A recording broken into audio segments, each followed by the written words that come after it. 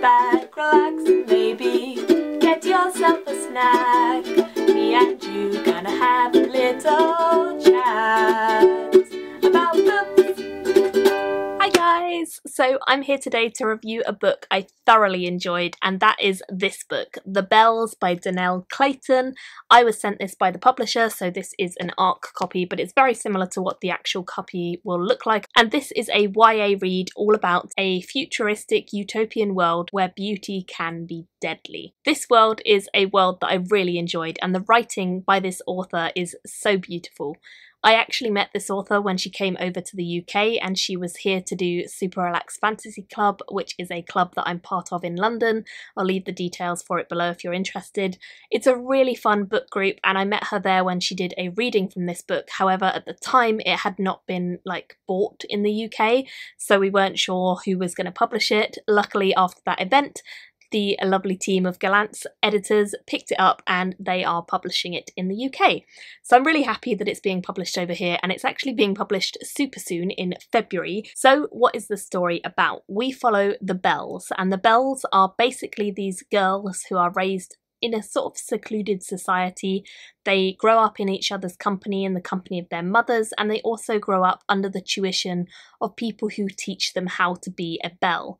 And what a belle is basically someone with magical godlike powers who has been blessed by the goddess of beauty, and they can transform people's appearance.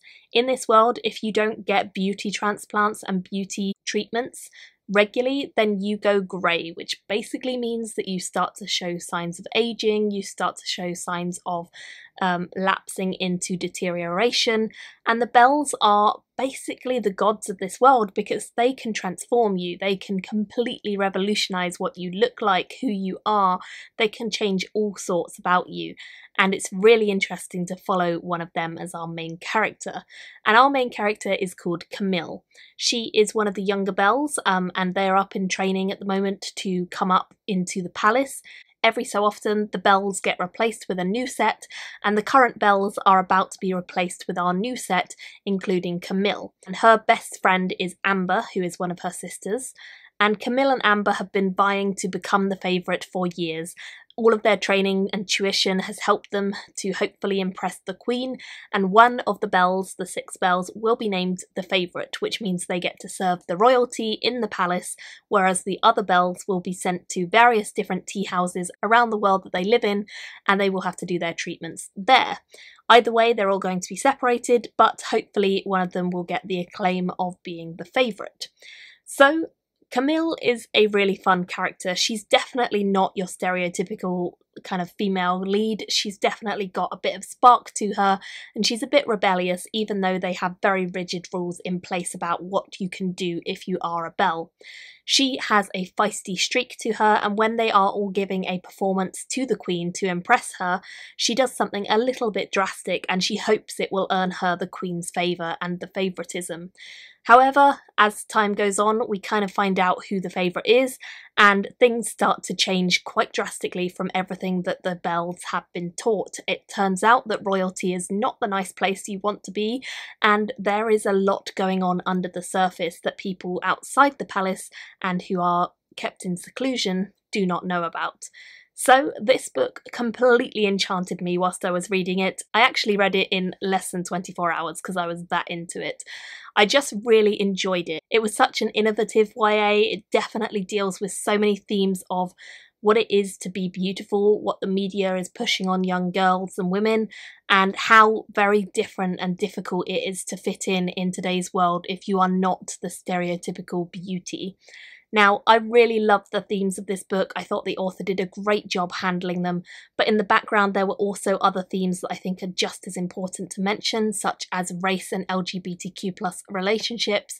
These were there, they were present, they were background to the main story, but the fact that they were in the book and they were done subtly and well, I really think it's worth mentioning that too.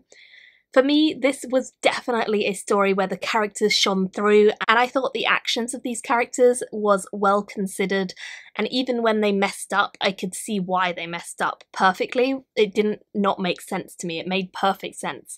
There is some really dark stuff that happens in this book that I was not expecting and I really enjoyed, and I think it's definitely got some punch to it and it will surprise you and enchant you. If you like YA that's fantasy or dystopian, I really think you're going to enjoy this one. It certainly is one to look out for because it does pack a punch.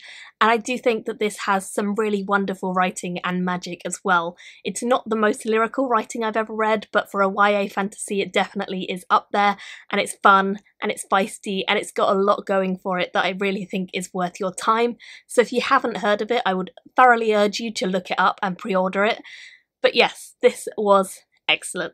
I really enjoyed it and I cannot wait for the next. It is left on a massive cliffhanger, as pretty much every YA fantasy book is, so I definitely need the next one in the series, and for me this was just super fun and one that I would thoroughly recommend to any YA reader. I ended up giving it a 4.5 out of 5 stars and I would definitely say it's worth checking out. Thank you all so much for watching and I will see you very soon in my next video. Bye guys! Thank you for watching my video today. Go pick up a book, then come back and chat with me again.